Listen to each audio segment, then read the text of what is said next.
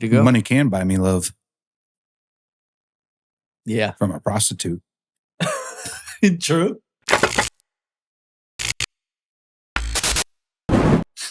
Oh, gold digger. Who buys prostitutes? She ain't nothing but a gold I digger. know who buys prostitutes. Hunter Biden. Oh, got him. Boom. Got him. Welcome back to Mostly Peaceful. Yeah. This is likely like episode 27. Yeah. 26. 26. No, wait. 25. 26. 26. I think it's 26. Who cares? We'll go with that. Yeah. Yeah, it's fine. It's episode 347. Hey, you know what, man? Pizza is really heavy, though. It is. It sits on you, dude. Right? We just had some pizza. It's heavy. It is heavy. I feel like a dick. I'm 3 times fatter than I was before I walked in here. Yeah. Like, well, when I walked in here the first time. I feel like a dick, dude. Eating fucking Break the fourth wall. bread. Look, I still have all of this bourbon to drink. Oh, shit. Cheers, Ben. Cheers. Oh, my God. Welcome back, everybody. It's Give me a triple shot. holy shit. I need a quadruple. Can you pour me a glass of bourbon? Yeah. No. I don't mean like 2 fingers. I mean like Right. a glass. Glass. I did that. Yeah. I fucking did that. You know what? I actually... Don't regret it. Where was I at? Yeah, I was at a bar. A bar we were just talking about. A bar that we Yes. frequented for brunch on occasion. Yeah. And I got some Ardbeg, and it was, what was it, man? It was something I couldn't get locally. Okay. And they had it, and I was kind of surprised, right? But that's the one place that'll have it. Of course. So I'm like, yeah, fucking A, I want to try that shit. And I got the smallest pour. I was so not Okay with the way it was poured. Yeah. That's very It was not very disappointing, especially when you pay the price you pay for it. It is, and you pay a price. It's what, $13 for the glass? Yes, Yeah. it was roughly there, $13, $15. You get like a half ounce. That shit'll piss me off. It was less than that. Oh shit, for real? Yes. I would have been happy with this. I think I would have fought somebody that day. I would have been happy with that. I was like, yo, they're at the end of the bottle. They're trying to fucking save that shit.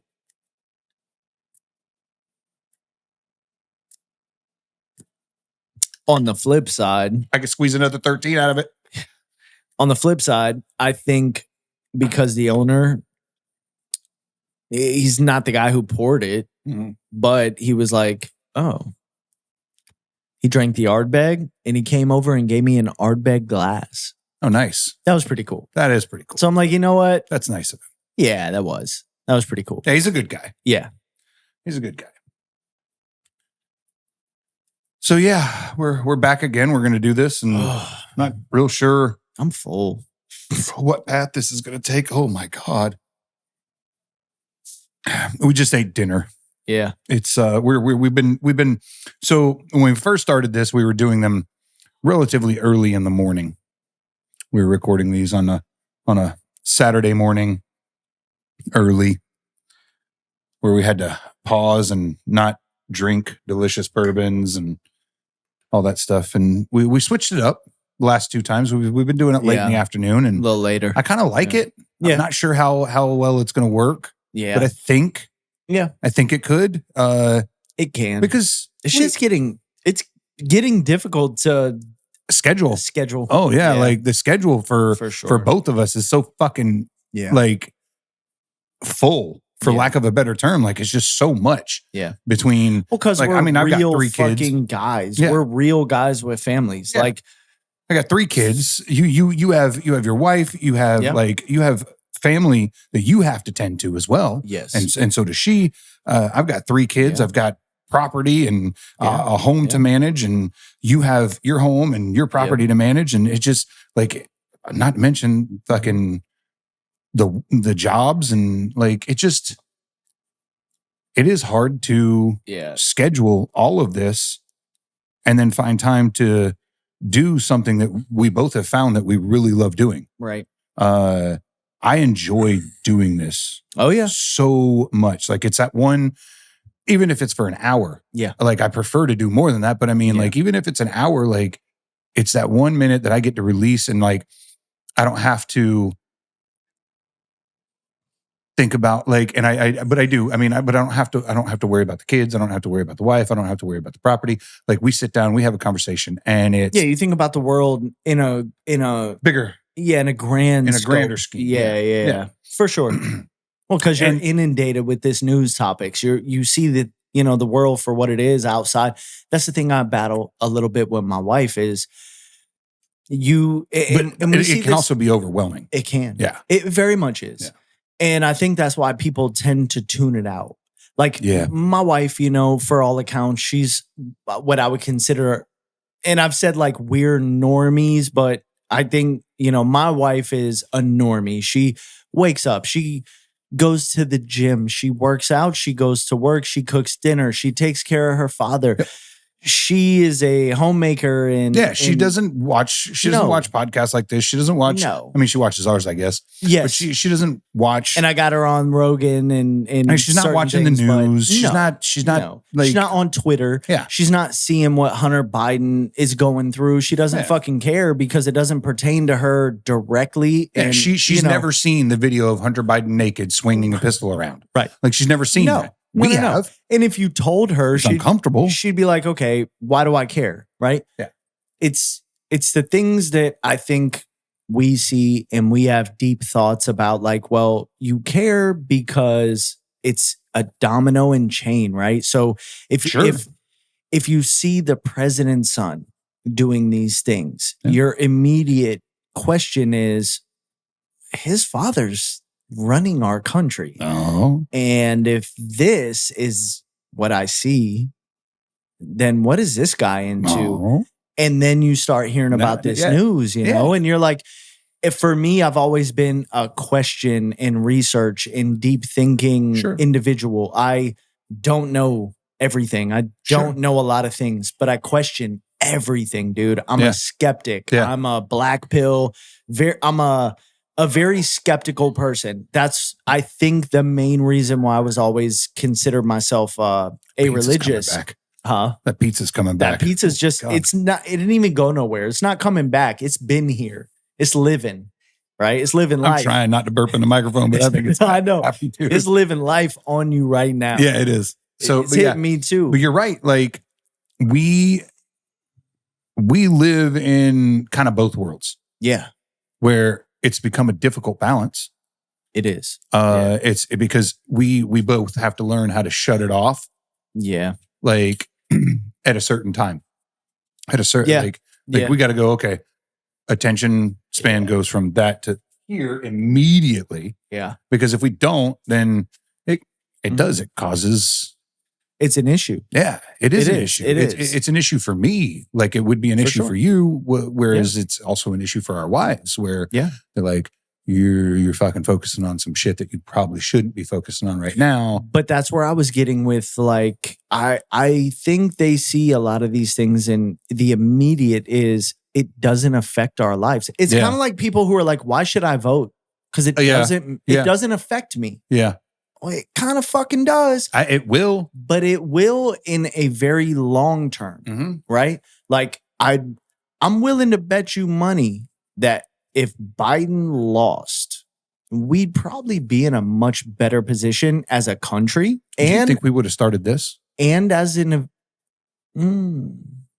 I don't know. That's a good question, isn't it? It is a good question. It's true. I don't know if we'd be where we were if we weren't in the shit situation that, I don't think we'd be doing this. I tend to think that we wouldn't, but I also, at the same time, I've wanted to do something like this for so long. Right. That when you brought me the opportunity, I was like, fuck. Yes. Yeah. For sure. So, that's one of those like, what ifs? Yeah. What if? Yeah, exactly. So there's another dimension with another Jimmy, with another Rob that didn't do this. Yeah. You know what I'm saying? Yeah. Because DT was still president. He got his second term, Right. Like, I'm just saying. Yeah, and we were doing better. Yeah. Gas was cheap. It was great. Yeah. We were paying 97 cents a gallon. Come on. Exactly. Get out of here. That's what I mean. So, and I guess drilling in Texas. To a degree, it's, I think, our responsibility to allow our wives to do what they do. Yeah. And we, of course, are supposed to pay attention to that. And play both sides. Yeah, and what I mean is not play both sides, but like play okay, I'm going to focus on both. Yeah. I have to pay attention to my family, be a provider, and do what I'm supposed to do. Mm-hmm. But I also have to pay attention to the things that are going to drive our country, future and decisions for yourself. Our family in a certain direction. Yeah. Like if Trump wins the election and gas is cheap and wages are high, our family is doing better in the long term. Yeah. If Biden wins and gas is high and wages are low and people get laid off, our family is not doing good. Yeah. So even though I think they look at things in a more, immediate, like I have to tend to my dad because that's immediate. I have to cook dinner because that's immediate. Yep. And their lives are filled up with these things. We still have no choice but to make some kind of time. You have to carve out some slice to just go, what's going on with the news? Yeah. What's going on? Agreed. In politics? Where do I align with my voting in 2024? Because I don't like what's going on. That's right also now. a man's job. Yeah. Right. Yeah, like for all intents and purpose, that is what the man is supposed to do. That's true. Because the women woman ain't even supposed to vote. The woman, the wife, they're not supposed to do that shit. They're supposed to sit the fuck at home and cook get back dinner. in the kitchen. Yeah. Back in the kitchen. Just saying. No, like for all intents and purpose, majority of women don't pay attention to that because it's not a part of their daily routine in the sense that like it's not the immediate. Take care, get up, do this, do that, go to work, take care of the kids, take care of the house, take care of, take care of, family members and you gotta carve out time for all of this stuff. And women do enough. God knows they do enough. For sure. My wife does way more than I do. Like on legit. A daily basis. Like I'll get out here and trim trees and bust my ever-loving fucking ass, right? On a week. A quarter of what she's done. No. And that's the thing. On a weekend. Yeah. And then on next weekend, I'll come out here and fucking retrim the whole fucking house. Yep. On a weekend. She's fucking 7 days a week. Yes. Yeah. She's cooking. I'm with you. She's fucking. I wholeheartedly understand it because dude. My wife just fucking dominates that shit. Yeah. Like she does really well. Yeah. At juggling it all. And I don't know how she does it because I'd pull my hair out. Yeah. Yeah. Look, okay. Here's a good example. I told you today I smoked some ribs. Yeah. Ribs took me 6 hours. What'd you do in between that? Well, because you have to babysit. Yeah, because of the nature of my smoker, just a offset smoker, I'm kind of babysitting here and there, right? The guy who 99% of the time buys the most expensive thing he can find, decided to buy the most not expensive, inefficient product that does the most efficient and delicious thing that it can do, right? Right. Me, I don't generally do this.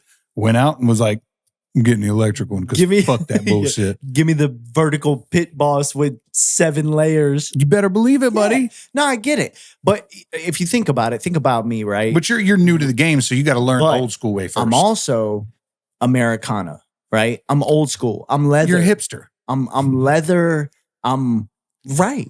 I'm leather. I'm $95 blue jeans because they're like big ass denim. Yeah, 14 ounce fucking denim. This motherfucker Red weighs his denim. Old school. Yeah.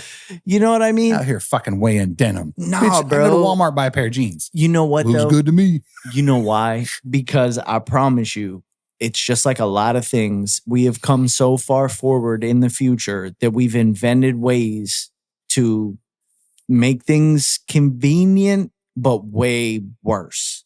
Like things Agreed. are worse. Agreed. Like you buy things that are wood and they'll last if you treat them right, if you know how to do it. You buy things that are plastic and they're killing you slowly because they're fucking like just cancerous products leaching into your skin. Yeah. And, I mean, it's like there's just I don't know that that's actually happening. It's fucking happening. I know that's why they got rid of lead paint, but sure. There you go. Yeah. But see, Nobody knew until a bunch of fucking kids. But is latex that much better? Probably not. Guess what? The battery died. Nuh-uh. It did. This motherfucker shut off. All right.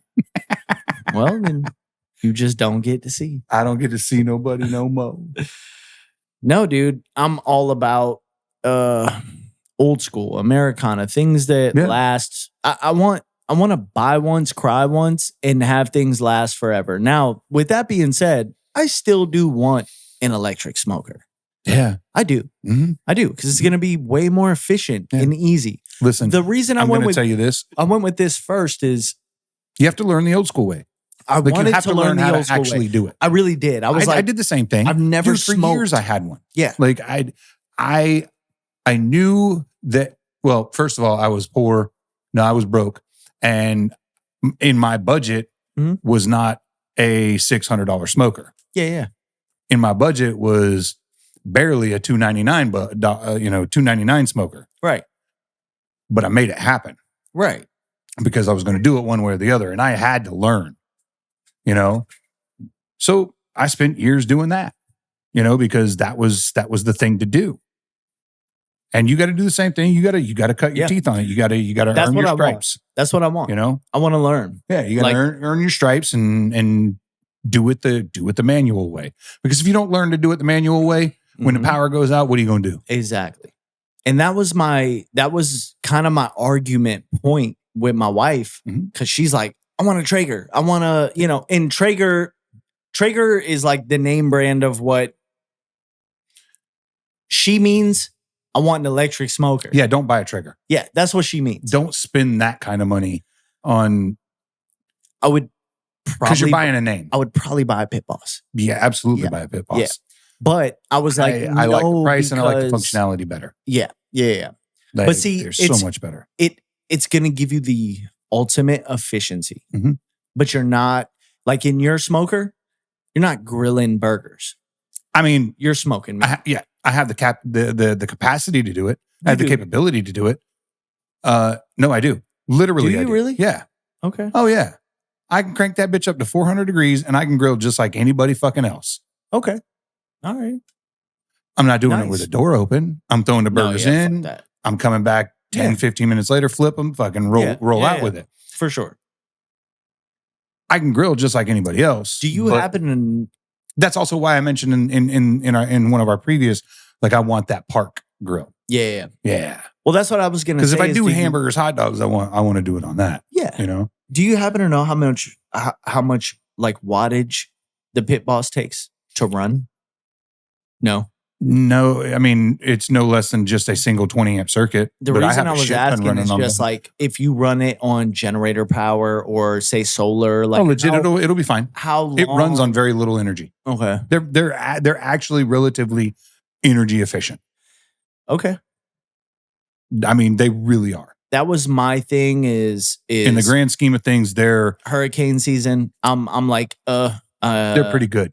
I don't want to push it as far as my wattage usage during hurricane season because I'm on solar only. Here's what I would say. I would, if you do purchase one and you do intend to use it during hurricanes, I wouldn't. If you do, if that is an option for you, I would probably not use my battery backup generator. Yeah. I would go purchase a very small, like for that single purpose only, small gas generator. Right. Because you want the power behind it, because don't get me wrong, those batteries are really nice. They're really efficient. Yeah. I don't know that they're going to carry. I don't know if it has the capability to, that up and down, because you're talking about a heating element going on and off and on and off. Right. Not to mention all the other inner workings of the auger. So something that I found was running the solar batteries, heating it takes a lot of wattage. Sure, it does. Our Absolutely it pot, does. Yeah. Fuck, dude. Our refrigerator. I can run the refrigerator with no fucking problem. This motherfucker will do 50 watts for hours. And then all of a sudden, when it cranks on, it's 500 for 5 minutes. Yeah. Then it goes back to 50. And I'm fucking gravy. I put the coffee pot on. It's motherfucker's like 3,000. 1,000 watts for 2 fucking goddamn hours. Yep. As long as it takes to make that coffee, that bitch is at 1,000 watts and my shit's dead. And I'm like, Oof. Like I'm making coffee the old-fashioned way. French press, buddy. Right. Boil your water. Yeah. Pour it on. Yeah. So I've told her it's the only way to do it. Thing. It's the only way to make coffee. We get us a French press, man. That's the way. I like shit like that, man. That was one of the reasons I'm like, okay, smoking meat. I want to know. I want to be that fucking dude. I want to know how to do this shit. So I'm gonna do that. It's also gonna give me the capability to grill out for our family. I could fucking throw hamburgers, hot dogs, do the whole thing. Don't care, right? Yeah. Yeah. And then I could smoke a fucking rack of ribs and a brisket if I want to. And good luck with that brisket, though. Yeah, no, I ain't looking forward to it. I'm not looking forward to it. Work the other meats first. Perfect those. Right and now, then try it. I'm on ribs. Yeah. I'm on ribs. Yeah. Because the offset is one of those things where, like, I think you have the efficiency of having uniform temperature control. I do. So when you hit 250, it stays at 250. That's it. Yeah. So dips down maybe 1 degree or two, two over. But even throughout the whole chamber, you're 250 down here, you're 250 up here. Yep. With an offset, you're going to have a little bit hotter closer to your box. Yes. Closer to your box is probably about 3. Yeah. And the furthest from your box is probably about 225. Right. Yeah. And so then you got to find that. You got to find that sweet spot. Yeah. Right. So if I want to go 250 on the left side and I'm 350 on the right, I could do some ribs on the left and then maybe do something like hamburgers on the right, Legit. But it's difficult. It's very difficult. But I like that challenge of learning and getting it squared away. I want to be able to do it well. Right. I think learning how to smoke meat or grill or like being efficient on a grill is every man's, like, that's a journey. Yeah. Yeah. When you become efficient, like so efficient that people are like, hey, you wanna smoke a turkey for me? Yeah, right. Yeah, bro, I do that. Yeah. Hey, can you smoke a whole pig for me? Yes, I can. I've never done it, but I'm gonna fucking do it. Yep. Boy, I fucking did it too. Really? The bitch was badass. You did a whole hog? Whole hog. Oh. Yeah. In my pit boss. So check this out. Pit boss. I said that really fast. It didn't sound right. In my pit boss. My pit boss. Whatever. Wee. Goddamn eagle rare. Wee. But yeah. So with the ribs, yeah, I looked around. I found videos. I found recipes online. Yeah. I see a lot of people doing 3-2-1 method, right? It's 3 hours smoked, 2 hours wrapped, 1 hour just kind of glazed in a barbecue. And the thing is I know, and you know me, right? So I'm like, I could do competition style food easy. I can do whatever I want. Right? Yeah, of course. That's what I do. That's how Jimmy thinks. So yeah. Jimmy's immediately like, I'm a professional at this no matter what. Yeah. So I get this fucking thing and I'm smoking, right? And I ain't gonna lie, bro. Listen. So I did all this fucking homework and I smoke a set of baby back ribs and they're fire good, but they're 2 fall off the bone. Boom. And 2 fall off the bone is not correct, what right? was your method? It was 3-2-1. Nope. Stop doing that. Right. So look, it was 3-2-1, but it was right there. It was like, wow. For me, I have never cooked ribs that fucking good. They were good. Yeah. I researched like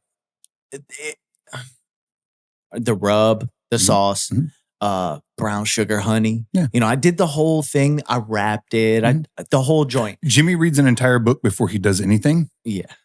Like wholeheartedly. Like he will read the instruction manual, the warranty manual, and then everything he can find on Google about how to use and how to make something. Yeah, yes. 100%. That's what he does. And there's nothing wrong with it. I appreciate the shit out of it. 2 hardcover books on the way: Rodney Scott Barbecue and Kevin Bledsoe. I could have given you recipe books. Like this shit's but I don't have none. I have to have some. I have to have that shit in my collection. You know me. You know me. You just told the people. Yeah. You know exactly who I am. I do. They don't. I do. You haven't spent $1,000 on it yet, so you're working towards that. Right. Yeah. Right. Yeah. So look, so I get these ribs out and I'm like, yo, these are the best ribs I ever had. Mm-hmm. I ever made. These are the best ribs I ever made. But they are too fall off the bone, right? You don't want that. So you remember the last time I cooked ribs? No, I never had your ribs. I had your brisket. Really? Yes. You never had my ribs? No. Damn, son. No. Got to do better. Hey, man. So Pit Boss is cheating, though. Nah, it ain't. It is. Nah, it's cheating. Nah, it ain't. It's cheating, bro. Listen, bro, I paid my fucking dues, earned my stripes. I done did my fucking time. I get to do it the easy way now. Okay. So what did you do? Okay, wait. Go ahead. I did 3, 2, 1. They were a little fall off the bone. Yeah. And I'm like, they're fucking amazing. They're tender as shit. They're juicy. They're succulent. They're sweet, savory, a little bit of spice. Banging fucking ribs. But they're falling apart, right? Yeah, nobody's complaining, right? Everybody's like, oh my God. Gave some to mom and dad and they were like, fucking amazing. But I know that's not how it's supposed to be. No. They weren't falling apart, but they were too fall off the bone. Sure. So I could cut What you want to do is you want to cut the rib.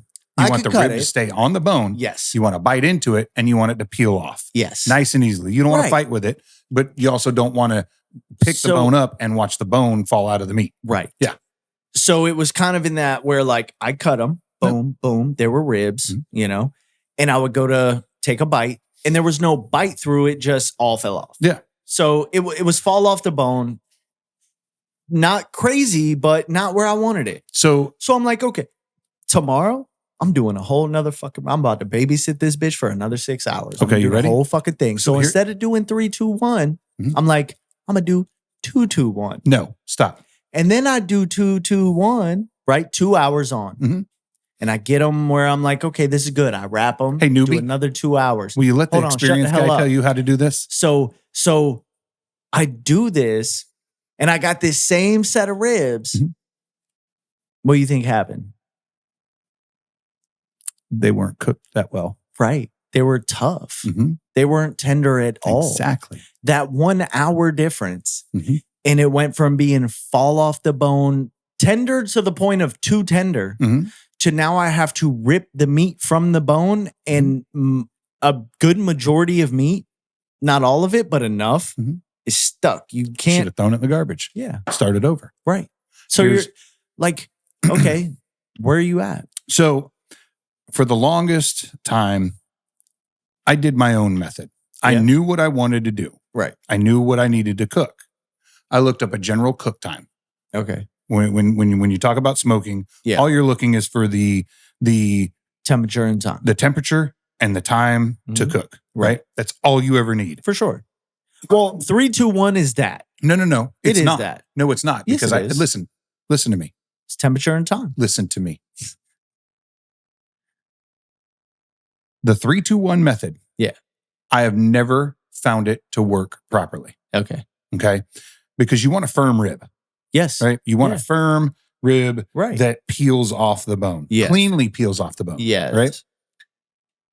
What the 3, 2, 1 method does is essentially overcook them based on the way you're doing it. Okay. And it's nothing with the allotted time that you've been given. Okay. 6 hours is a perfect time to cook ribs. Yeah. It's the method in which you're doing it. Is it the wrap? Explain to me how you did your 3, 2, 1. Okay. So 250 degrees. Yep. Now, mind you, on the offset, it's fluctuating, obviously. Sure. You're between 230, 260, 270, right? Depending where I'm babysitting it. Yep. But my goal is 250. Yeah. Okay. So I'm 250. I got roughly 3 hours. I pick them up. They got a little bend to them. I'm like, okay, this is nice. Take them in the house. Make sure the fire's good. Keep the fucking offset going. Never walk away from your fire. Well, I had to walk away from the fire. Get a table. Work outside. A table. Get a table and work outside. Don't criticize me. Anyways, continue. You asked me a question. Yes, I did. I'm answering you. In I took long him in form, the but fucking sure. house. Okay, I took him in the fucking house and I wrapped him up in butcher paper, right? Because I didn't want to foil them because I know foil will create more heat, kind of convection, right? So butcher paper, a little bit better from what I have read. I only use butcher paper anymore. Right. I used to use tinfoil, right? And I still had the same results. Okay. So you 3 hours open smoke, Yes. 2 hours wrapped, Yes. and then an hour and then an hour extra for your glaze. Yeah, but in the wrap, so when I went to wrap them, right, a little bit of brown sugar, honey, wrapped them up like that. So you put the brown sugar and the honey on during the wrap? Yeah, in the wrap. Okay. So I laid out butcher paper. Yeah. And I sprinkled brown sugar and drizzled a little honey. You should use butter instead of honey. And then I use ghee. Okay, fair. Meat side Which down. Ghee is not gay. Go ahead. Ghee is life. Okay, here we go. Go ahead. Continue. Okay.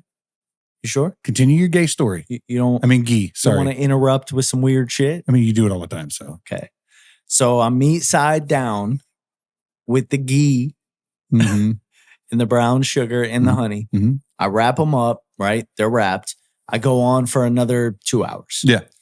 And once they come out, at that point, that's where I kind of realize like they're overcooked.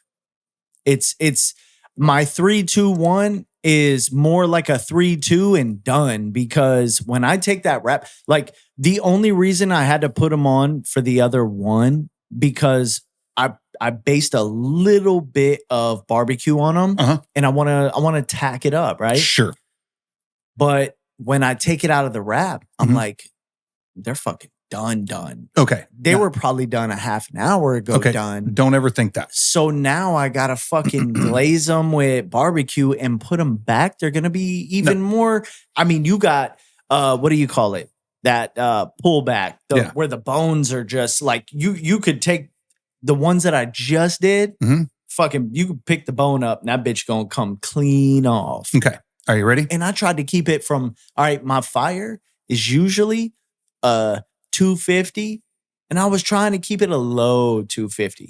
And what I mean is that swing was less 240, 270, more 220, 250 to keep the temperature down, to get the timing. Yeah. You know what I mean? Yeah. All right. So when it comes to this, you start out with the 3 hour method. Yeah. Okay. You're gonna set your temp at 250. Yeah.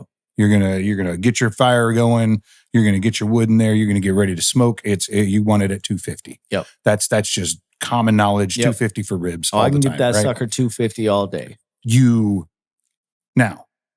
season. Yeah. Just a dry rub. Yes. You don't need anything special. No, that's what I do. I like to use a little Everglades because I put Everglades on fucking everything. Yep. So I start with a base of like Everglades. Yep. And then I put whatever rub I want on it because I want the extra salt from the Everglades. Right? Yes. A lot of rubs are not salty enough to like fully season a rib. Right. They're just not. It's fact. Yeah. So I throw mine in at 250, unwrapped, on the rack. Yep. 3 hours. Solid. Yeah. I don't waver. I don't waver from that time. 3 hours solid. Right. Here's the thing that I do differently. I then go out, butcher paper wrap them, and they're back in at 250 for another 3 hours. Okay. I don't touch them. I don't look at them. I don't smell them. I don't check to see if they got up and walked away. No, fuck no. 3 hours. All I have to do is maintain the temperature. Yeah. As long as the 250 stays where I need it to stay, we're good. I don't have to see them. So, okay. From there, if you want barbecue sauce on your ribs, you then unwrap, put immediately back on the grill. Yeah. Based in barbecue sauce, half hour. Done. It's not overcooked. They never fall off the bone to the extent of over fall off the bone. They're the exact firmness you want every single time. Because here's what I'm telling you. I have tried the 3-2-1 method and I did exactly what you did. They were pull apart, fall off the bone way too much. Yeah. Like couldn't even keep the meat on the bone to eat it. You literally ended up eating ribs with either your fingers or a fork. Right. Yeah, you know? Yeah. And that happened. I did that several times, trying different recipes on how to cook a rib. Right. When I knew in my brain that none of this was going to work the right way. Right. And I promise you this, do it the way I told you to do it. And you will never have that fucking issue again. So 3-3. 3-3, and then a half hour if you want Right. Barbecue. Barbecue. Yeah. Do not My problem. Do not overthink it. And secondly, yeah, the honey. Yeah. I wouldn't use honey. I would just use butter and brown sugar. Okay. The honey tends to break down the fat. Right. Which then the fat starts rendering more and it becomes mush. So that was my thing, is like, I did 3 hours. 3 hours. They were good. To be honest with you, I don't even brown sugar or butter mine. I wrap them, throw them back in. Okay. I trust my rubs. Yeah. Enough to have enough flavor. So in those 3 hours, I also spray it with apple juice to keep it moist. Nope. Let the rib do the work. Yeah. The apple juice. You never seen people. You never seen people do that to keep the moisture? I have. Yeah. I don't believe in it. No. I've never done it in my entire life. Okay. Except for one time I tried a different recipe. Yeah. You know what happened? 2 fall off the bone. Really? Every fucking time, dude. I don't question my ribs anymore. My wife can attest to this. Yeah. We have been down this road because I was like, what the fuck am I doing differently? Yeah. Oh, I'm trying different methods. Right. Like when I first started cooking ribs, I would tinfoil them first. Yeah. Really? Oh, yeah. Okay. Oh, yeah. That was some of the best ribs I ever did. Okay. Now I don't, because I use butcher paper now. But I basically, like, I would. But no, I thought you meant you put them in tinfoil. Like right away. Right away. Yes. But you won't get any smoke. Won't get that. Understood. Right. But the flavor of my ribs today are better now than they were. What they were. I relied on seasonings and other stuff when I tinfoiled them. I heavily seasoned them. I gotta say, I'm kind of with not you. With rubs. I'm kind of with you on like so when I started, right, I'm looking up, like, I see all these people. And every fucking one of these people who are doing competition barbecue, competition ribs are like brown sugar, honey, butter, brown sugar, honey, butter, brown sugar, honey, butter, right? And what I found out is no matter how much brown sugar, honey, butter I use, it tends to overpower the ribs. Anything you've ever done. Don't do it, dude. It's too sweet. Don't use them. It's good, but okay, I've got like 6 different rib rubs. I can use any of these rubs and all you taste is brown sugar, honey, butter. Yeah, stop using that stuff. And don't get me wrong, it's good. But maybe for one recipe and one rub, like in that type of rib, okay. Dude, stop. It's nice and sweet. It's sweet and tangy. I don't want my ribs to be sweet though. I want a hair of sweet. I want like that. That's where the rub comes smoky. That's where the rub comes in. Spice. So in my ribs, I want a sweet, I want a smoke, and I want a spice, but at a right balance. I want that smoke first. I want that smoked rib. That's where the rub comes in. Right. Okay. Right. You find a good rub. Yeah, that meets and you get the sweet flavor palette. It already has brown sugar in the rub. Right. You don't need to brown sugar it anymore. Right. I promise you. Yeah. So you get that balance of sweet and smoky. Right. That's why I use Everglades to start. Right. I use Everglades first. Right.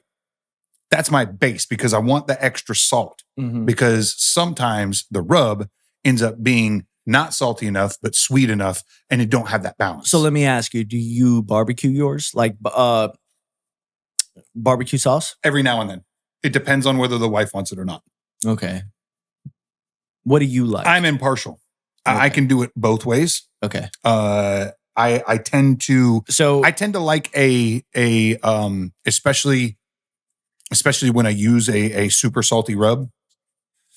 I tend to like just a slight glaze of barbecue sauce on mine. Yeah, that's nothing. I don't want it dripping off. I'm not over. Like I just literally take a brush, and wipe it down, flip it, wipe it down. That's it. Right. That's it. Right. There's barely a layer of it on there. Yeah. Because all I want is the flavor. Right. I don't want the mess. No. Okay. I don't. No.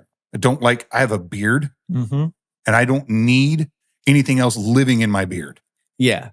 So I might have rib in my beard as we speak. I don't know. I haven't checked. You know what I'm saying? No, I mean, it's true. It's just every time a man tries to eat a messy meal, that's true. It's in his beard. Yes. And I don't like it. For sure. So I tend to shy away from like sloppy joes and messy ass ribs. Hey, fuck, dude. I pulled them spare ribs off and I was like, gotta try one. Yeah. Fucking big ass bone that you gotta go all deep. And you're like, balls deep? Okay. I'm fucking balls deep in this rib now. It's just it's part of my beard. Yeah. You know, it's living. It's become my mustache. But yeah, that's my thing, man, is like I want that. That's what I want. I want that bite through. I want to be able to hold the rib, you know? Yeah, call me. Ask me questions. Come over tomorrow. He's I still have some work to do at the house. Yeah. No, I got you. Yeah, I got my shit apart because I'm gonna fucking customize it because I'm a weird hipster. Yeah, that's exactly what you're doing. I'm gonna spray some shit up and make it cool and look good. I will give you. So my problem though is I'm wondering, all right, because I've got temperature probes, right? Uh-huh. And depending like on the front, the back, the side, you get these different temperatures. Mm-hmm. And so I did a 3 hour, right? In that 3 hour, my ribs were great looking. Mahogany, they're done, they're good. Mm-hmm. I pick them up. I got these big fucking tongs. I pick them up. They got a little bend to them. And I'm like, yes, these are going good. Yeah. I bring it in to wrap it. I wrap it. Everything's good. I put them back on. I make sure the fire is what it is, and I'm temped out and I'm good. 2 hours later, I bring them in, and the bone's just popping out. Mm-hmm. They're like I could just pick up the bone, and it's like that wrap just overcooked. It's not the wrap. But what happened? Okay, so I can't cook it more in the wrap. It's just going to get worse. Exactly. No, your temperature. Or am I braising? Like.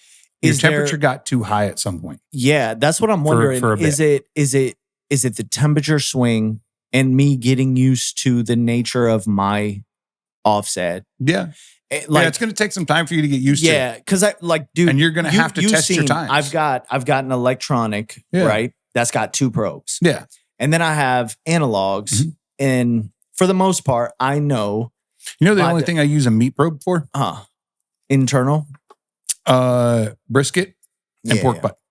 Right. I've never stuck one in a rib. No. I don't stick it in the rib. I've got it set to know the internal temperature. Oh, of the you're barbecue. looking for the smoker. For the smoker. Because, I think you're overanalyzing all that too much. You have the luxury of being like, oh, I'm going to tell my phone to tell my smoker 250 degrees, And I'm over here with a fucking analog. It's like the difference between an Apple Watch and a fucking automatic. G-Shock? Yeah, well, no. Like an automatic that you have to wind. One of those. Tell it the fucking time.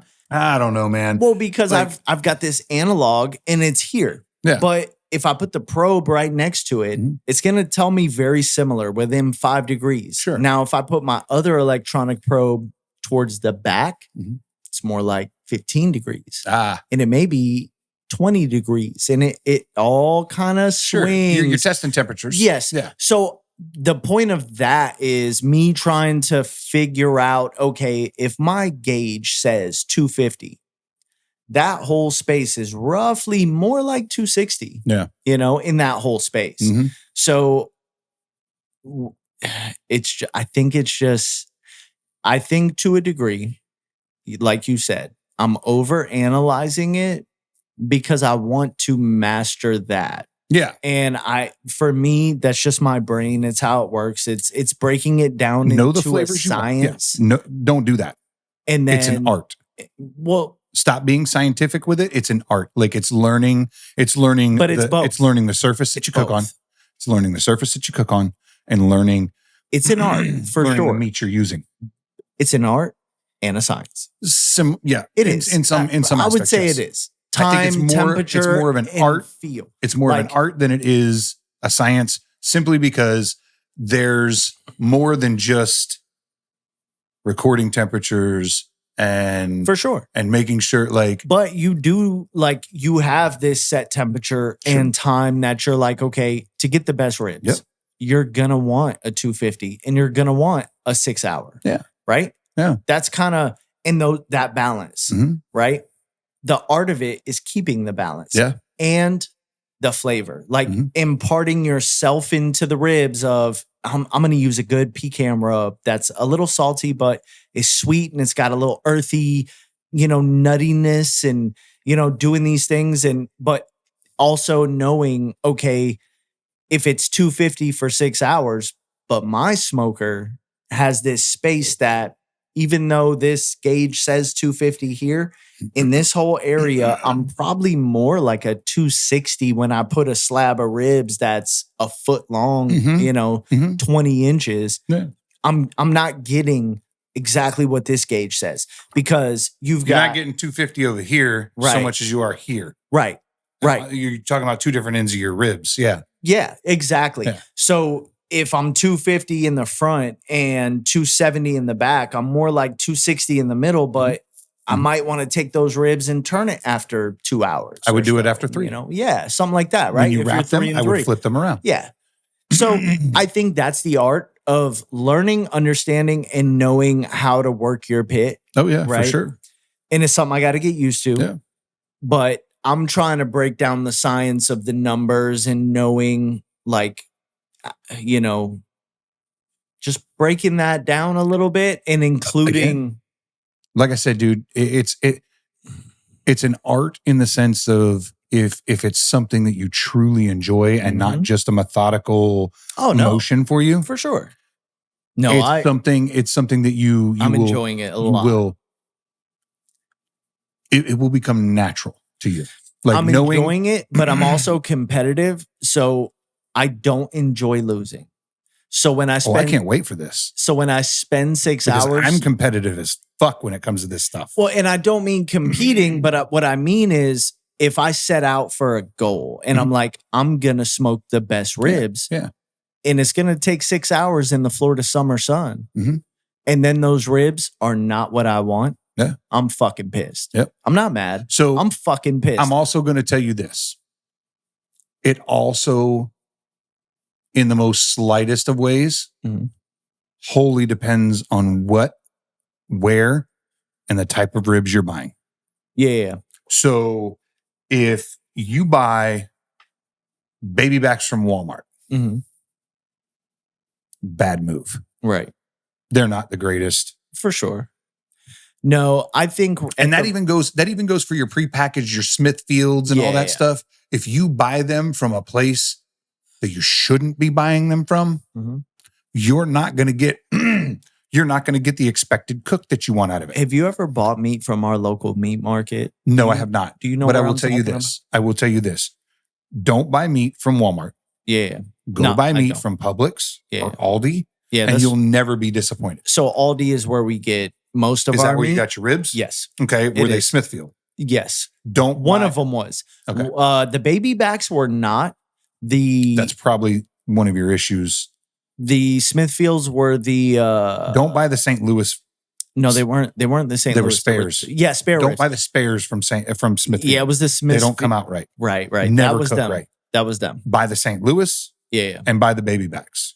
The baby backs were good. Unless you go to Publix and you buy their ribs. Okay. Now, buying their ribs is going to cost you just a bit more. So you haven't tried our local, do you know where I'm talking about? Meat market? The one down by the high school. Yes. Yes. No, I've not tried that. I would like to see what they have. That place has beaver and kangaroo and shit. Oh. Yeah. Fuck my life. Yeah. I've always wanted to try like beaver chili. Yeah, I'm learning how to smoke ribs. I'm gonna get some beaver chili. I'm gonna make some beaver chili, and I'm gonna feed it to you. And be like, it's chili, bro. I'll fucking eat that chili. I don't give a damn. And after you eat the whole bowl, and be like, that was beaver. Yeah, that's possum butt. Possum butt. No, yeah. I mean, you have to be careful where you buy your meat from. For sure. For sure. But I didn't want to be like... I've never been impressed with anything I've ever bought from Walmart, ever. I also wasn't going to be like, I just bought a smoker. I'm going to learn how to cook meat. Where's the most expensive, best meat I can find to fuck up? You know what I mean? So I get your point. So I was like, let me just get a slab of ribs and see if I could do okay. Mm-hmm. And then I did really well. And I did them better than I expected. And that was, I think, some of my downfall is I get very like, I'm going to buy a smoker. That way I could do this. And then I'm going to buy some ribs so I can just see what I can do. And then I do all this research. I read 100 books. I watch 50 videos. I do a Netflix documentary. And then I'm like, I'm going to give it a shot. And then I do some ribs and I'm like, yo, they were pretty fucking fire. Yeah. In a few days, I've got this. Yeah. And then a few days go by and I'm still doing the same thing. And I'm like, okay, I don't got it, but I'm right fucking there. Pretty close. Like I'm right there. Yeah. And I'm telling you, switch that method up. Use the information that I gave you. Okay. Get rid of the butter, the honey, and the brown sugar. Yeah. You don't need to do it. Find a better rub. No, I got some good shit. Okay. I'm going to look at your rubs later and I'll tell you whether that's good or not. I'm a fucking rub snob, dude. I am. Wholeheartedly, I'm a rub snob. But you should already know what kind of guy and who I am. I do know what kind of guy you are. You're the kind of guy that probably bought the flashiest fucking most pretty thing that was on the shelf. No, I did a whole lot of research. I watched a whole lot of shit. I read a bunch of books. I found a couple guys. And then I was like, okay, this shit is probably worth buying. So that's what I did. And I was like, I'm going to get some stuff from these guys. I'm going to try it. Did you buy some Kinder? No. Okay. I'd have slapped you for that one. Meat Church. Okay. I'm not impressed with him. Really? I'm really not. No. Come on. I'm not. Bro, there's a lot of people who swear that they've got some really good shit. I can show you. Bro, they've got competition winning shit that they've used with these rubs. Whoopity-doo. Hey, man. I'm telling you this. Whoopity-doo. Doesn't fucking matter. Competition winning. Okay, that's cool. Yes. What does it taste like? Amazing. Where'd they win the competition? I don't fucking damn sure know. It wasn't down here in Florida. It's probably up there in fucking New York where they don't know how to cook. Oh, bro, do they even barbecue in New York or do they? I hear that they barbecue. But it ain't nothing like what we do. Yeah. This barbecue pizza and ribs ain't the same. Leave the smoking of meats to the Southerners. Don't fucking tell me Meat Church has some good stuff. From fucking New York City. No, that's that fucking paste picante bullshit. This shit's Fuck from New York City. Meat Church ain't from New York, Fuck man. that. Come on. I'm not a fan, dude. Just not a fan. No. Meat Church. Meat Church. Sounds like a gay bar.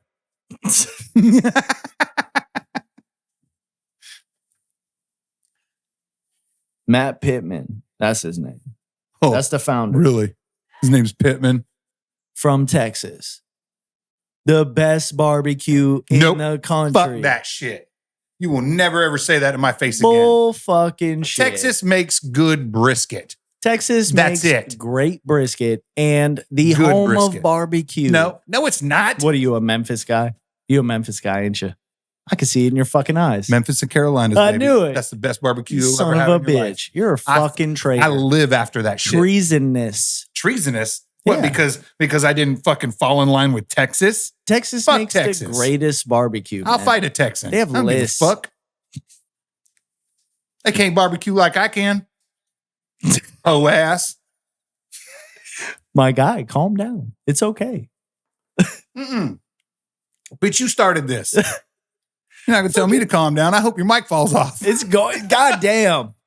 You didn't fix it. Fuck. You didn't fix it after the last one. I can't fucking. It's just goddamn wobbly. Wobbly as fuck. Shit was made in Memphis.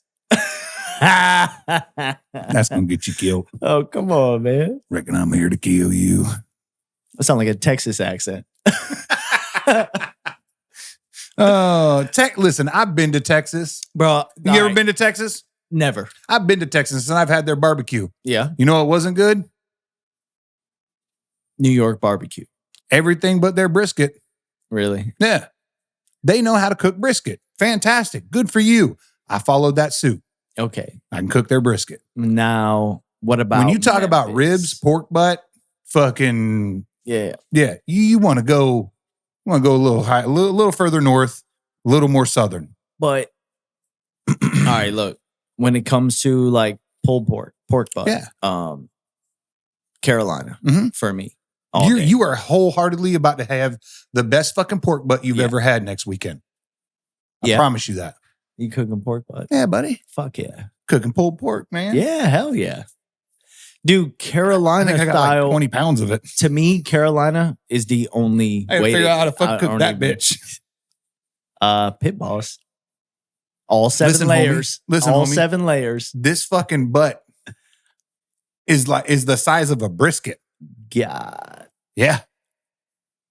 Bro, I'm scared of a brisket in an offset 12, 14 hours. I say butt, the shoulder. Like it's massive. Yeah. It's massive, dude. Boston butt, pork shoulder. The Boston butts, pork shoulders, like for some reason, like you get this ball, right? Normally when you go to the store. Yeah. Well, we went to the meat market, picked one up. Okay. And I got a whole ass fucking yeah. It's legit like this fucking big. That's how I felt whenever I got that fucking spare rib. I was like, okay, spare rib, you cut it into a St. Louis style, right? Yeah, eventually. So a St. Louis style, I looked this up and I'm like, trim the fuck out of it. Yeah. Yeah. I want to make a St. Louis style out of a spare rib because I was able to get the spare rib from Aldi, right? Yeah. So I looked at it and I'm like, yeah, I can fucking trim it. And I would only do that depending on the price. And I'm like, I was like $9 for this whole fucking big ass thing. I was like, no, get that. Yeah, get that because that's cheaper than buying St. Louis. Yeah. Yeah, for sure. And I'm like, she's going to make baked beans and shit, and I could trim some of this, and it comes from the belly. We could fucking put that in the baked beans, give it fucking flavor. Yeah. Well, I looked up how to trim it, and I'm like, yeah, I got this. Well, I didn't fucking got this because I didn't trim it deep enough. Yeah. So I ended up not with a St. Louis. I ended up with a very clean trimmed spare rib, right? Yeah. And you can cook a full spare rib, whatever. But what happened is not only was it to fall off the bone, but there was so much meat at the end where I was supposed to trim all that off that it was really fall off the bone because you had, say, 5 inches of bone and meat. And then you had another 5 inches of just fatty meat and whatever, right? 10 pounds of fucking meat. Yes. And a third pound of bone. Right. It wasn't going to hold on. It wasn't just ribs. It was the whole spare rib. I just cleaned it up. I didn't trim it St. Louis style. But when I started, like, I think getting into it, and when I had this thing in front of me and it's done, it's cooked, and I started cutting it up, I was like, oh shit, I fucked up. This is what I did. Yeah. Okay, now I see. That's why. So it was a learning experience, right? And that's what adds to the art. That's what adds to, like, now next time, you better believe I know bone to bone. Yeah. Now I know. Yeah. But I had to fuck that up, I guess, because when I'm looking at it. Otherwise you wouldn't know.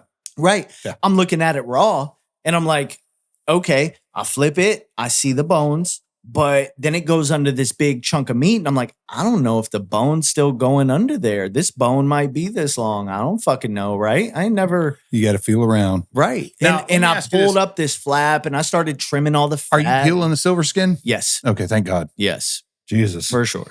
I think that's one of the biggest things that people overlook. Yeah, no, it's a must, right? It's scary. Yeah, dude. Yeah. You have to do that. Yep. Every time. But those were bitch. The baby backs were not easy. Baby backs are super easy to peel that. What? Bro, St. Louis and spare ribs are almost fucking impossible. Yeah. Dude, I did. It's so hard to do it because what it is like, especially with like an untrimmed spare rib. You got all that so meat much that goes fatty fucking bullshit behind it. Yeah. Like, that's what fucked me up. Motherfucker, aren't you a butcher? Why don't you cut this shit off before you give it to me? Yes. Yep.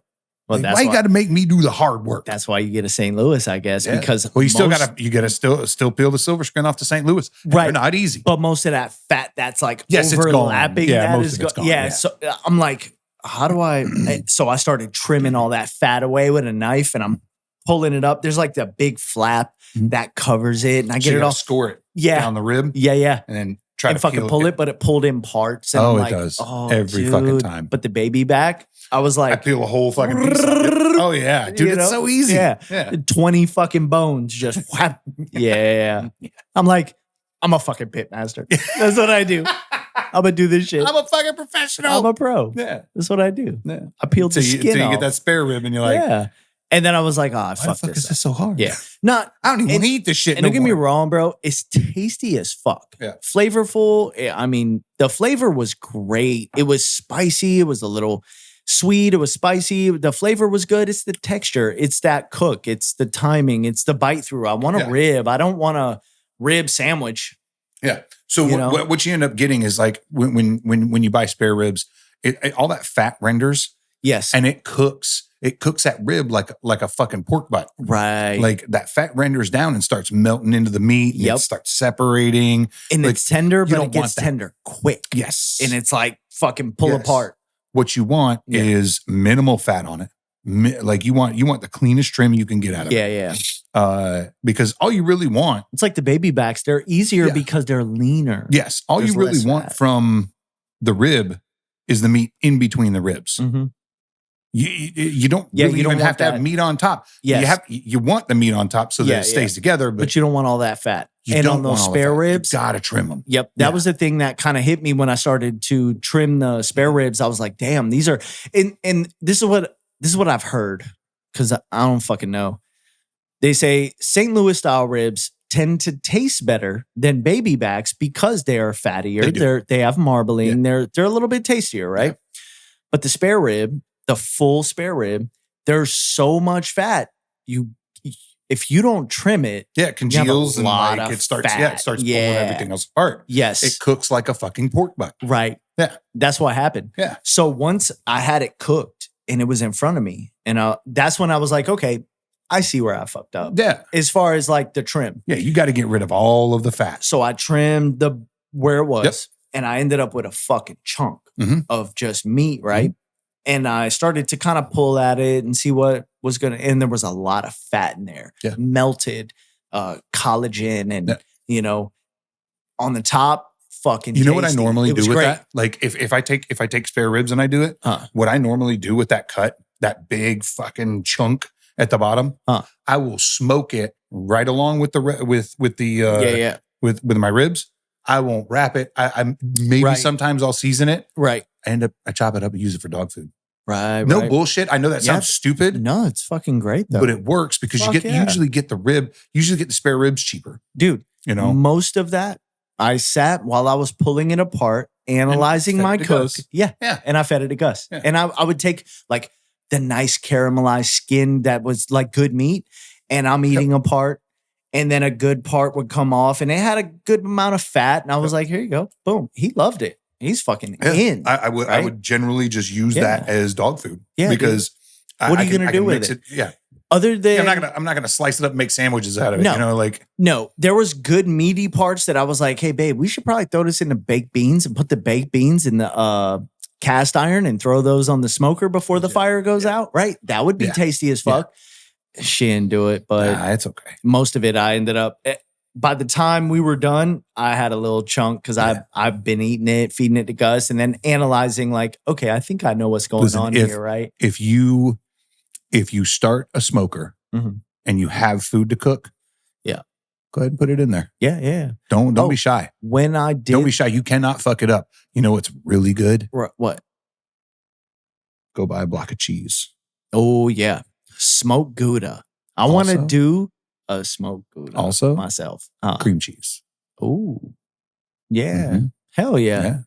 That sounds good. I'm a cream cheese guy, man. Oh yeah. Get you some of that. What is that? The jelly, the jelly that goes on top, like that red pepper jelly.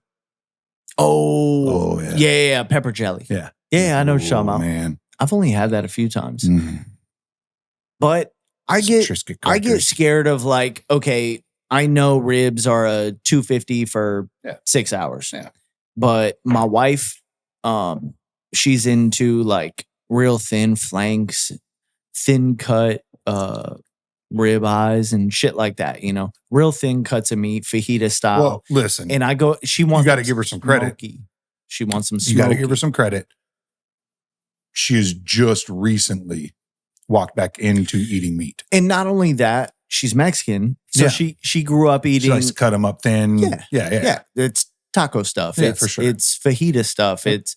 You're not going to go to a Mexican restaurant typically and get a 1.25 inch ribeye. You're definitely not getting that. No. Not at a Mexican restaurant. That's not how they eat. I don't think you're getting a ribeye there either. No, you're not. And that's not how they eat. So that's what she knows. Yeah, you're probably going to get like a flank steak, sliced to fajitas, Yep. you know. Yep. Yeah. Skirt steak, flank steak. Yeah, whatever it is. Fucking al pastor, which is a seasoned pork, but it's chopped up. Yep. It's real small. You know, beef cheek barbacoa is a beef cheek that's like braised or something like that, which I want to do that because it's basically Mexican style barbecue. Yeah. And I feel like I could do it better than the people out here doing it. It's not. Oh, I thought you were going to say you could do it better than your wife. No. She's never done it. Okay. We rarely eat it because out here, man, it tends to be a little bland compared to the not pork. Good. Yeah. Yeah, it's bland. Yeah. It's not done to where I think it should be. I get that. You know what I mean? Yeah. It's supposed to be like a barbecued, smoked, braised beef cheek. Sure. And it's supposed to be the bang up best. That's what I've heard. Out here, it's just not. Yeah. So I'm like, you know what? I'm going to try it, right? I kind of want to mix that because with her being Mexican and me really wanting to fucking smoke some fire meats, I'm like, yo, why not, right? Do some beef cheek and fusion, right? Here's my suggestion with doing stuff like that. I would look at getting yourself a cast iron, like a cast iron flat skillet. Yeah. Something that you can. And we have a regular like cast iron skillet.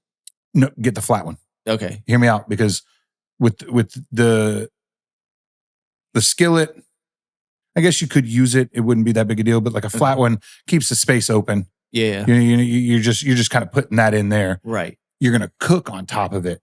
Yeah. It's going to help with heat on the bottom as well as your overall temperature, but you still have the capability of reaching in, flipping it, and you're not constrained by a bowl. You know? Yeah, for sure. Especially in a small, like when you talk about your space, your rack space, you're talking. You've got 6-8 inches. Yeah. You know, it's not wide open. What I was gonna say though is like I get worried because I know these thin steaks. Yeah. They'll cook quick. Yeah. Yeah, they'll cook quick. But if you're at 250, I get scared of drying it out because if you go low and slow, it'll dry it out. Yes. Yeah. Right. It'll dry it out. It'll become I mean, for all lack of jerky. Yeah, jerky. It's jerky. Yeah. So I'm sitting here with my goal. I'm running the smoker. Sorry, I saw my fat ass in this fucking video. And I'm running the smoker 250 with the goal being badass ribs. Yeah. And my wife's like, throw these steaks on there. And I'm like, yeah, why fucking not? I guess. Okay.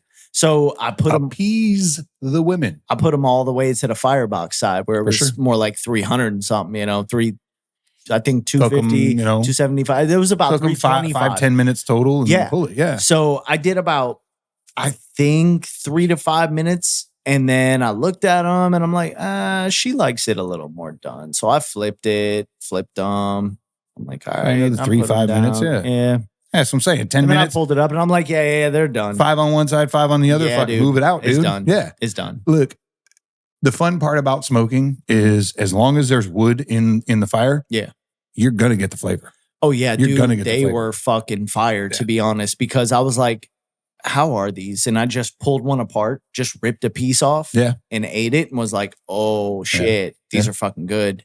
And she tripped out because you get the smoke ring, right? The pink. Yeah. The pink smoke ring. Yep. Well, on them thin steaks, it doesn't happen. It's almost it's not visible. Yeah. Yeah. And I gave it to her and she's like, when I went to rip one of the pieces, it was almost all pink. Oh. And she was like, it's not done. And I'm like, no, it's fucking done. It's fucking done. Yeah. Like you don't see any of this. That thin of a steak becomes the smoke ring. Yeah. Yeah. It was so thin that it was basically just kind of pink. Yeah. Yeah. But when you ate it, you were like, no, it's done. It's almost too done. Yeah. It went past done. Yeah. Because she likes things. Dude, she will never eat a medium steak. Medium. I don't think I can be friends with her. Me either. Oh, shit. Dude, I talk shit to her all the time. I'm like, yo, she wants her steak like black all the way through. No. She's like, it's not done. It is done. It was done an hour ago. Yeah. Before you charred it. Where are you making a hockey puck out of a fucking steak, bro? Yeah, she wants jerky. Then just start buying her jerky. Stop ruining steaks. I swear, bro. This is what you get to eat. It's insane. It's insane, man. Like when you cook to a point of medium, and there's no blood. Yeah. There's no blood in a medium. Yeah, there is. No. If you cook it right, there is. Okay, medium well. True medium well, you get pink, no blood. There you go. So a true medium well, you're gonna have pink, no blood. Yeah. She won't eat medium, you get blood. I love it. Most places you don't. But it's not blood. Most places Let's just be real about that. It's not blood. Right. It's not. It's juices. It's juices. All the blood's gone, man. It's true. That's why I said. Hell, half the time you see a red steak in the fucking shelf, it's because it's dyed red. Everywhere I go, I order medium. That's my go-to. Yeah. Right? If it's a little more rare, it doesn't bother me. If it's a little more I appreciate it. Yeah, if it's a little more it bothers me. It typically doesn't bother me. No, it bothers me. I'm okay. I'll fight the chef. As long as my shit's... I will fuck him up. Motherfucker was like... You overcooked my steak, ho. Oh, bro. I had a problem with... What's the steak joint? What's that place called? Outback? Yes. Oh, yeah. They fuck up all the time. Bro, they got the worst fucking steak in town. Like, what the fuck are they thinking? Yeah. I was like, yo. We got to take you up to Manny's. What the fuck? About Manny's? No, I've heard about Manny's. Oh, I hear Manny's is the spot though. But so fucking kids. That's funny. Love you, boy. Anyways, what the fuck was I saying before Manny's. you cut me off? No, it was before Manny's. Oh, my wife being fucking weird. No. Yes. You don't have to go back to yeah, all right, go ahead. It was. So, but I think my point is just that it's difficult because I want to cook a certain way. Yeah. Because I know that's the way to cook it. That's the way to cook it. It's the proper way. And it's not just because that's the way I like it. Mm-hmm. It's because that is the fucking way you cook it. Mm-hmm. That's the right way. I want you to know that if you ever come over to my house for steaks, your wife doesn't get one. I can't. I physically, in my own, my brain, my bones, my muscles will not allow me to fuck up a steak. Bro, that's why she's the cook and cooks the steaks, because I'm like, oh, it kills me. I'm looking at these things and they're moist. What you eating, bro? Leather. Yeah, dude. Some of these thin steaks, like, that's the thing. She'll cook a steak. All right, you put a steak on. Yeah. You can put it on a smoker. Yeah. Put it on a skillet. You can do whatever the fuck. It's always going to have this like moistness. To the outside. Yes. Purposefully. When it looks dry as fuck. Yeah, then we fighting. That's when she wants it. Hell no. And I'm like, dude, it's no, man. Hell you no. have just sucked all the moisture and juices. Sucked all the love out of it. Fat and everything good of this thing. Like now it's not even worth eating. You turned a $20 steak into $10 bag leather jerky, and that's just dude. What are you turning around for? You waiting for her to pop in and kick your ass? Is that her? All right, so I get it. I want to cook the way I want to cook. I do too. Yeah. I've got to. So I don't have these arguments with my wife. At the same time, though, she cooks 99% of our food. I will tell you, and I got to tell you, I will never argue with whatever she puts on my plate. Never. My wife goes, "What you want for dinner?" And I'm like, "Whatever you want to give me." I will tell you this. Don't care. My wife will not cook steaks. She has tried to take over my smoker, and I've had to push back on that shit because she likes to think she's better at it than me. Oh shit! Fucking listen. She ain't put no dues in. She didn't use a barrel smoker. Right. She's not. She's always used an electric smoker. Oh yeah. I'm like, yeah, you're cool at it. That's the thing. It's cheating unless you have done that. Yeah. If you did that, I did that, and then you do this. I do this. I could be like, my wife ain't never done that. Okay, I feel you. She don't get to cheat. Yeah, no. Cheating asshole. No. You for sure. You can do it, but you can't get that respect level. You can't you can't get that like, oh, hey, your meat tastes good, cheater. Right? Oh shit. So that's anyways. Like me. That's like me bringing you my ribs, having you cook them, bring them back to me, and then me being like, "I want a competition on my ribs." Same thing. Yeah. On that note, I think we'll wrap it here. Yeah. It was a good conversation, man. Hell yeah. Ribs galore. Life. I want you to name this one Ribs. Ribs. Just ribs. Ribs, and more ribs. Yeah. Yeah. Y'all have a good night.